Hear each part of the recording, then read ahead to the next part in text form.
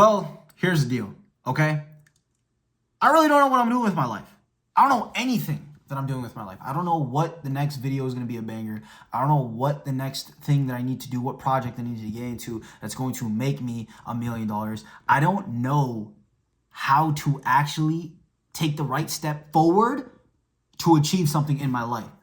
And that's every single person you know. I moved to San Francisco for 3 months last year, and I met with lots of people that have lots of money, billionaires, multimillionaires, people who have sold companies for 100 million plus. And the one thing I've realized with every single successful person I've met is they have no idea what the hell they are doing. Same with me. Your boy is a brown, Indian, westernized, Americanized Muslim in America who is just a regular guy who knows nothing about anything, who's just trying to figure it out, that has millions of followers, is able to turn their dream into a full-time career, is able to constantly meet and network with people that you would think that I'm like, how the hell am I in a room with these type of people? I'm just an Indian. I'm literally just a regular Indian. I don't know what I'm doing here. Well, how did I get here? How am I in a position where I used to think that my life was destined for average, and now I'm living a life that a lot of people would perceive to be above average? Well, I'll tell you something. This world, this idea of things being above average, below average, it's all in your head. None of this is true. This is a perception that you put in your own reality, and you get to choose what you put in your reality. That's the beauty of it. So if I decide to live an average life, it was my choice. If I decide to live an above average life, to live below my means, to live above my, whatever it is your choice. Now, of course, there are things, variables in your life that make it hard for you or make it easy for you to do things that you want to do. However, that doesn't change the fact that it's still your choice. Now, why am I saying that you can lie to yourself to get what you want? You can lie to yourself to live the best life. It's because when you're a kid, and you have you can't necessarily, let me rephrase that. When you're a child, you can't necessarily control your environment. You can't control the things that people say. You can't control who you're around. You can't control what your parents say. So a lot of the times, the reason why you are the way you are has to do with things that were out of your control. And it's because of your childhood. Now you have to be able to retrace that. I have to reflect on myself. And that's what I did. I reflected on myself. Why am I so anxious about everything? Why do I overthink about my own confidence and my own skills? Why is it so hard for me to be able to open up to people without feeling like they hate me or they feel like I'm a loser? Well, it has to do with a lot of things that happened in my childhood.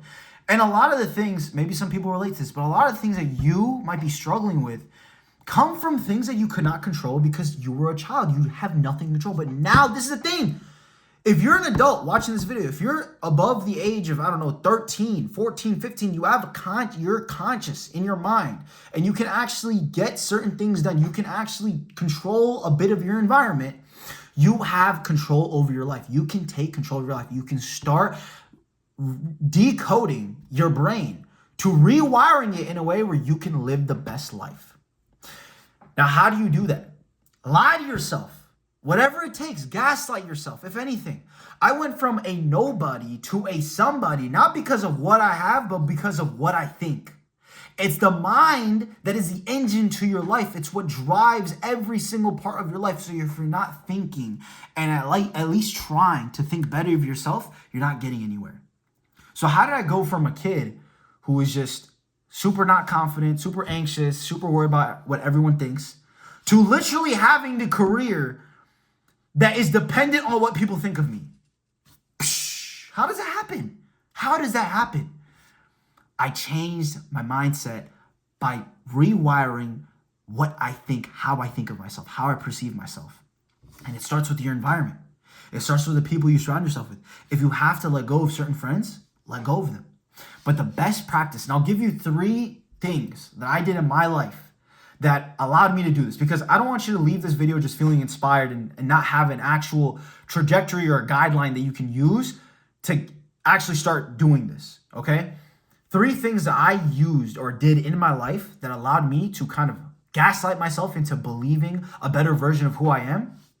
One thing that I did is I took genuine I took my prayers more seriously. I took my prayers more seriously. Now, what does that mean? Even if you don't believe in God, okay? Which I hope one day you can, okay? I'm not telling you this as a Muslim. I'm telling you this as a believer in God, period. Believer in a creator that is above us. When you understand that you have a creator that is behind your back, that got everything, that can literally change, that doesn't need anything, that doesn't need hard work, doesn't need more money, doesn't need you more time for you to change your life. You have infinite energy, you have infinite power. So next time you pray, next time you make dua to Allah, genuinely be conscious in the moment and ask God for advice. Ask God to change your life. And what he will do, what you will start realizing is when you start becoming more God conscious, you will start reiterating certain things that you see in your life. Now, the random TikTok that was inspiring that pops up in your feed isn't just some random TikTok that pops up on your feed. Now it's a sign from Allah. Now it's a sign from Allah. Now the next time you get a compliment from somebody, it's not just a random coincidence. It's a sign from Allah. It's a sign from God. And what does this do? It makes you feel welcomed.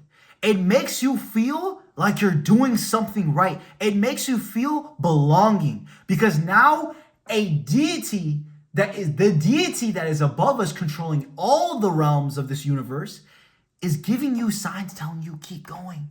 You're doing the right thing. I got you. And that confidence you get when you feel like, man, my prayers are being answered, because you're consciously making dua, you're there in that moment, actually asking God for advice. It changes your perspective on who you are, because now it's not just up to you. Now you got backup. You got backup on your side. Now nothing can stop you. That's one thing. The second thing I did, negative thoughts will never leave you. Okay? They will never leave you. You can be a master of your emotions. Your emotions will still get to you. It doesn't matter who you are. You can be the most cockiest person in the world. You can be the most confident person in the world. You could be the most religious person in the world. You will still get those thoughts that the devil will come to you and tell you you're not doing enough. You suck. Look at the way he's thinking of you. Look at the way she's looking at you. Look at the embarrassment. You'll still get those thoughts. I need you to treat your negative thoughts like you treat pornography, like you treat anything evil. You cut it right at the stem. You cut it right at the stem. And you replace it with the exact opposite. You gaslight yourself with positive energy. If you have to, live life like a movie where you get up and you look at yourself in the mirror and you say, I am him. I got this in the bag. I know exactly what I'm doing. When every fiber of your body is literally telling you, you don't know what the hell you're talking about, rest assured, the more you practice this habit, the more it just turns from conscious thought to subconscious reality. And now it's like you're living this life where even if you get a negative thought, you know you can stop it, because you're just so habitually able to just cut it from the stem. Just cut it from the stem. Boom. Now I know what to say. Now I know how to think. Now I know how to act. Now, this is a practice that isn't always going to just be perfect. You have to keep it. You have to you make a promise to yourself that this is something that I will continuously do for the rest of my life. It's like a promise it's like an oath that you make to yourself and to God. That A, I will be there consciously through every single prayer. And B, I will always gaslight myself into positive thinking, even if it feels wrong, because it will feel wrong. You're like, what the hell am I doing? I sound crazy right now. That's good. You need to sound crazy. You need to sound psychotic. You need to sound delusional. Even believing in a deity that you cannot see, that you have never felt or seen in your entire life physically, is delusional. It's crazy. It's psychotic. This is the realm that our society has established us in. It's not our fault. We live in a godless society, so it feels crazy to believe in God. But this is the fundamental keys to success. This is exactly how I went from being somebody who was average, who always thought of themselves as a nobody, as just a regular person, somebody who always was envious of everyone else, who just felt like I was always anxious. I can't control my emotions. I can't control my thoughts. I'm always doing something wrong. I have to be lucky. If I'm not lucky, then I'm not going to succeed. Going from that to now literally being like, dude, even if I lose all my money today, lose all my followers tomorrow, have nothing on the table, I still am confident enough to knowing that tomorrow is going to be a good day. Why? Because God got my back. Because I've rewired my mindset. Now, the last key point that I want to make with you is a principle that we all need to live by, which is you are who you surround yourself with. Me being in college, in a dorm full of party goers, drug addicts, just people who didn't really care, who lived in the moment, which is good, but lived in the moment for the wrong reasons. They lived in the moment because they were chasing happiness. But happiness comes and goes. Happiness you can get from eating a sweet treat. Happiness you can get from drinking alcohol, from blacking out and just having sex with multiple women, with partying 24/7. You can find happiness like that. But will that make you proud? Living in the moment every second of your life to be proud of yourself and to allow God to be proud of you, that's the type of life you need to live. And you need to find people that align themselves in the same manner. As a matter of fact, I take that back. You don't need to find them. They will find you.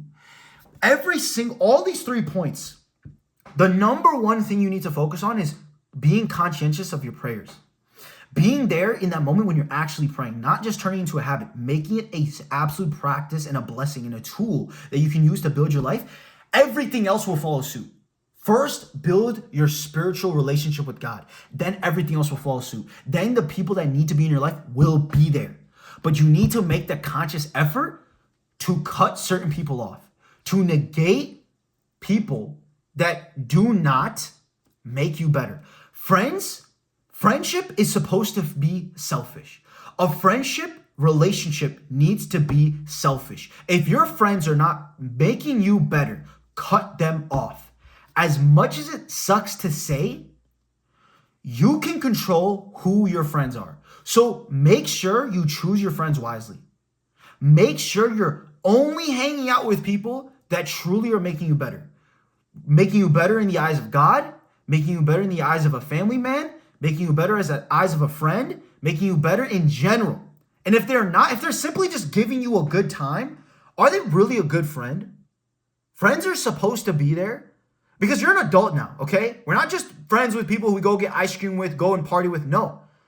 You become friends with people who you build businesses with. You become friends with people who work in the same field as you. You become friends with people who are as religious as you. You become friends with people who think the same as you. Friends are people that you attract because of the type of level and lifestyle you live. So if you have shitty friends, you're living a shitty lifestyle. I don't try to curse that much. I apologize for cursing, but I hope you understand what I'm saying. Now, these are 3 things that I started implementing in my life in 2022. In 2022, I started being more conscious of who I surrounded myself with while I was in college. I was 21 years old. I started making more of a conscious effort to be there, focus when I'm praying, and truly, truly be there when I'm praying. Like, I'm not saying just be there and astaghfirullah, astaghfirullah, astaghfirullah. No. I am there consciously. Every single word I recite and I speak to God, I am believing and am there. Okay? And then the other thing, what was the other thing? God. Oh, and I gaslit myself. I literally looked in the mirror and I was like, you're him. You got this. It doesn't matter what people say. It doesn't matter what you think. You are the best anyone can be. You are the best anyone can be. And it might sound like ego. Oh, you're telling yourself you're the best. No. All the glory comes to God. 100%. 100%. But wouldn't you say